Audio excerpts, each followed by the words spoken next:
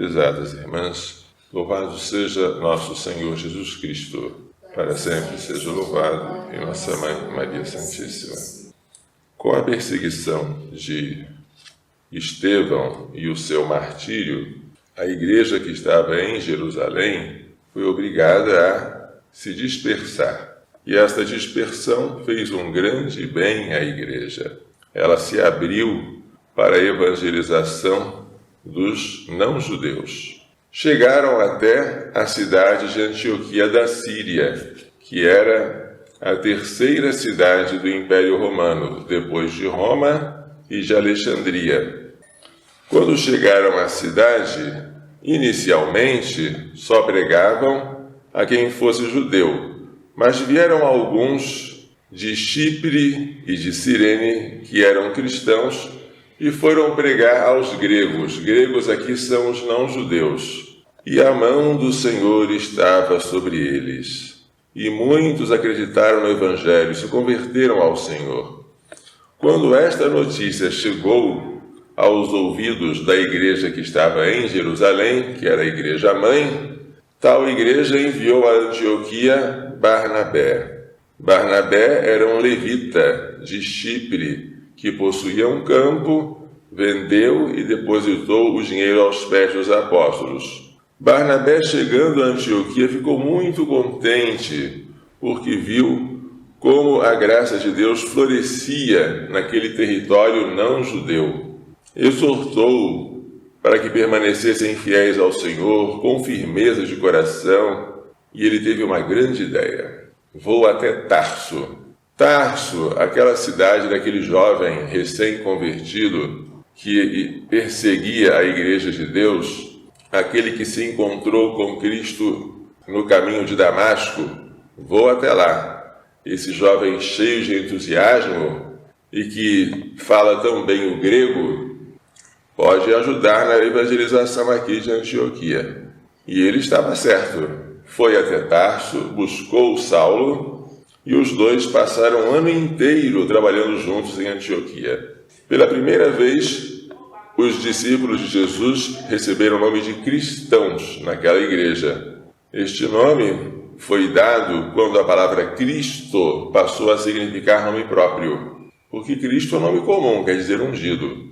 Mas quando este nome passou a designar a pessoa de Jesus, os que seguiam a Cristo receberam o nome de cristãos. Daquela cidade de Antioquia, Saulo, depois chamado Paulo, iria partir para suas viagens missionárias. Aquela cidade seria muito florescente. Tudo isso porque os gentios de lá aceitaram o Evangelho, tudo isso porque houve quem anunciasse o Evangelho a eles, e tudo isso porque os cristãos foram para lá movidos por uma perseguição. Veja como há males que vêm para bem, e a sabedoria e a providência de Deus dispõem tudo a seu modo. O Salmo 86 fala que cada um nasceu em uma terra diferente. Alguém nasceu na Filisteia, um outro nasceu em Tiro, um outro no país da Etiópia. Porém, da cidade de Sião ou Jerusalém se diz: todo homem nasceu nela.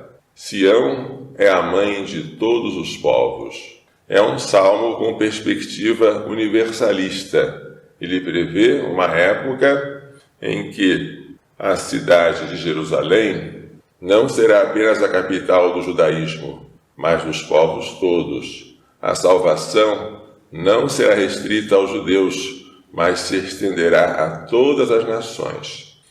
Este salmo reflete o que aconteceu no trecho dos Atos dos Apóstolos que acabamos de ler. Inicialmente a igreja estava só em Jerusalém.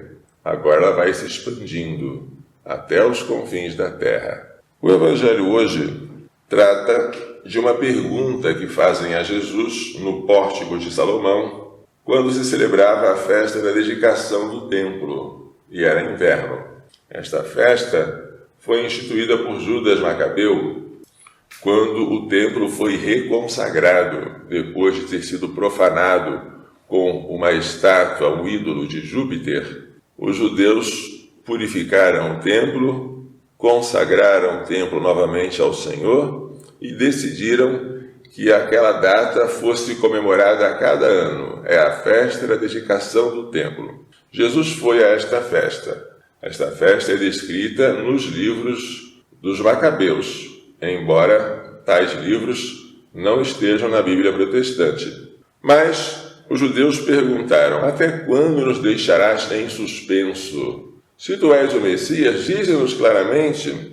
Mas Jesus, que não quer lançar pérolas aos porcos, nem dar aos cães aquilo que é santo, não responde dizendo: eu sou o Messias. Porque não é por falta de clareza que eles não entendem. Eu já vos disse, mas vós não acreditais. As obras que eu faço em nome do meu Pai dão testemunho de mim. Jesus se refere aqui, sobretudo, aos milagres, que deveriam ser suficientes para suscitar a fé. Porque, apesar disso, eles não creem. Vós, porém, não acreditais, porque não sois das minhas ovelhas.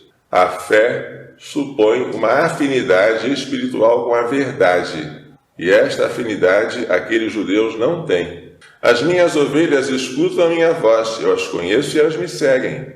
Eu lhes dou a vida eterna, não uma vida temporária eterna. Como é que Jesus pode dar a vida eterna? Porque Jesus é eterno, para bom entendedor, e elas jamais se perderão. Ninguém vai arrancá-las de minha mão. É um amor cioso que Jesus tem por aqueles que ele redimiu. Meu Pai, que me deu essas ovelhas, é maior que todos. Ninguém pode arrebatá-las da mão do Pai, nem da mão do Pai, nem da mão do Filho.